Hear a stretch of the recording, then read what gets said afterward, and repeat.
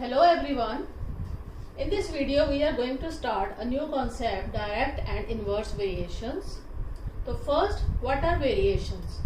So two quantities are said to be in variations if change in one quantity causes corresponding change in other quantities. That means two quantities change simultaneously. There are two types of variation. One is direct and the other is indirect or inverse variation. So students, direct variation is when two quantities are so related to each other that increase or decrease in one quantity in the one quantity also causes an increase and decrease in the other quantities. For example, if one quantity increases, there are two quantities, let it be x and y. So if x increases, y also increases. Y also increases. Or in other words, if x decreases, then y also decreases. Y also decreases. That means the change in two quantities goes in the same direction. Same direction. Both are increasing or both are decreasing. Then these are direct variation. Two quantities are said to be directly related. So indirect variation. Indirect variation, when two quantities are so related to each other that increase or decrease in the first causes a decrease in the other or increase in the other. For example, there are two quantities, that means x and y. So if x increases, then y, other quantity decreases. Or if x decreases, then y, that means the second quantity increases. That means the both quantities change in opposite direction. One increase, other decreases. First decreases, second increases. Opposite direction. But in direct variation, both quantities change in the same direction. So these are two types of variations. Now let us discuss what is direct variation. So student, direct variation, like if one, we discussed earlier that if one quantity increases, other quantity also increases. If one is decreases, other is also decreases. So these are direct variation. And for example, more articles, more cost. That means we have to pay more to buy more articles. Or more men, more work will be done. More will be the work done.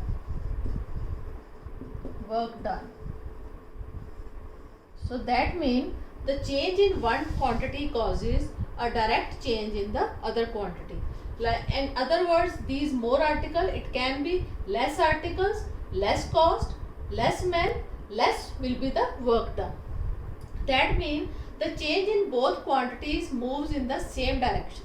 If one is increases, other also increases. If one is decreases, other also decreases in the same direction.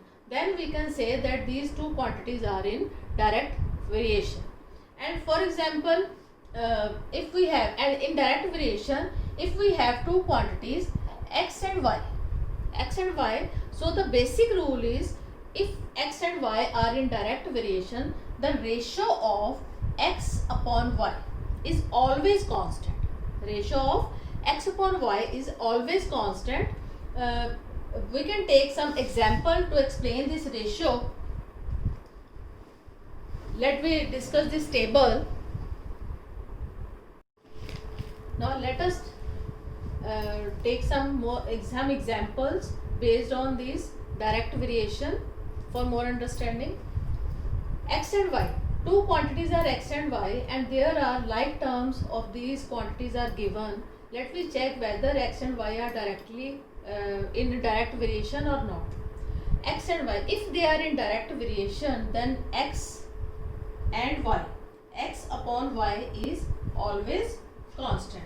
X upon y is always constant if x and y are in direct variation. Like first ratio is 6 upon 80. Let me check 6 upon 18. X upon y, if they are in direct variation, so the ratio of x upon y is always constant. 6 upon 18, that is 1 upon 3. Let it be x1 and this is y1. x1 and y1. 1 upon 3. Let me check, this is x2 and y2. Let it be x2 and y2. Let me check, x2 upon y2 is equals to 10 upon 30. 1 upon 3 again. This is x3 upon y3 is 14 upon 42. 14 ones are 14 threes are again 1 upon 3. This is also 1 upon 3 and 1 upon 3. And last x4 and y4 is 18 upon 54. Again 18 ones are 18 threes are. So the ratio of these x1 x2 both quantities, because if they are in direct variation, the ratio always remain constant. 1 upon 3, 1 upon 3, 1 upon 3 and 1 upon 3. Then we can say that x and y are in direct variation. But if, for example, our x2, 3, 4 and our x5 is, let it be 16, let it be 16, then xy and y5 is 80. y5 is 80. Let me check, x5 upon y5 is 16 upon 18. 16 ones are 16 fives are. So x5 upon y5 is not equal to our constant ratio, that was 1 upon 3. In this case we can say that x and y are not in direct variation. Okay, so for direct variation the ratio of x upon y is always constant.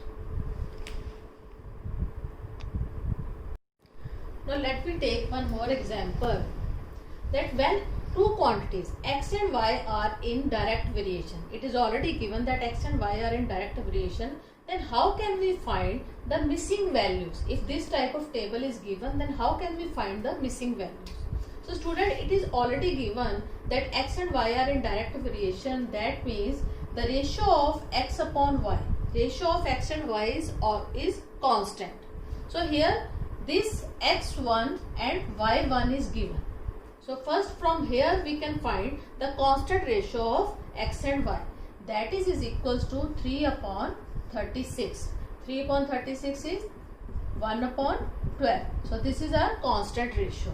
So from this constant ratio we can find the remaining values. Let it be x2 and this is y2 and it is x3 and y3, it is x4 and y4. So how can we find? First come to this is x2 upon y2 must be is equals to 1 upon 12, because 1 upon 12 is the constant ratio. So by cross multiply we can find the value of this. So here y2 is, the value of y2 is 60. So x2 is only x and y2 is 60. Substitute the values, is equals to our constant ratio. By cross multiply we will get the value of x, that is x is equals to 5. So again now come to y, that means x3 upon y3, we will come to this ratio, x3 upon y3. x3 upon y3 must be equal to our constant ratio, that was 1 upon 12.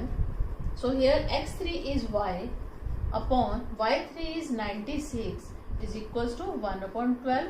Again by cross multiply we can get the value of y. And same with this, you can solve this yourself. And so same with this, x4 upon y4 must be is equal to 1 upon 12. So that means 10 upon z must be is equal to 1 upon 12. So again with cross multiplication we can find the value of z.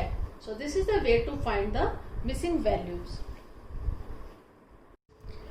Now students, if we are given a word problem, for 100 kilometer taxi charge is 1800 rupees, how much will it charge for a journey of 120 kilometer? So first we will check whether they are in direct variation or not. So student, we know that For 100 kilometer, taxi charge is 1800, and for 120 kilometer, so kilometer increases. That when distance increases, we know that charges will also increase. So these are indirect variation. So first of all, we will form a table, and we have two quantities. One is distance in kilometers, and the other is cost in rupees. We have two quantities. First, distance is 100 kilometer distance. For 100 kilometer, charges are 1800 rupees, and for 120 kilometer, this unit is not given. We have to find the cost of 120 kilometer. So we will take it as y2. So this is x1 and this is x2, and we can take this as y1 and this is y2, or you can take only x also. So by taking this, solving this, we know that these are in direct variation. That is why the ratio of x1 upon y1 must be is equals to x2 upon y2. Now substitute the values of this. We will get 100 upon 1800 is equals to 120 upon y2. Now by cross multiply, we will get y2 is equal, y2 multiply 100 is equals to 1800 multiply 120. So no need to multiply here.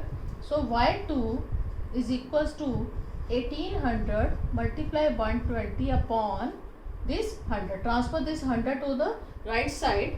Then we will get this rupees 2160.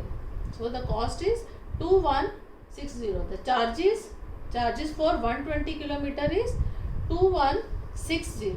So this is the way to find the missing value when word problem is given. Thank you.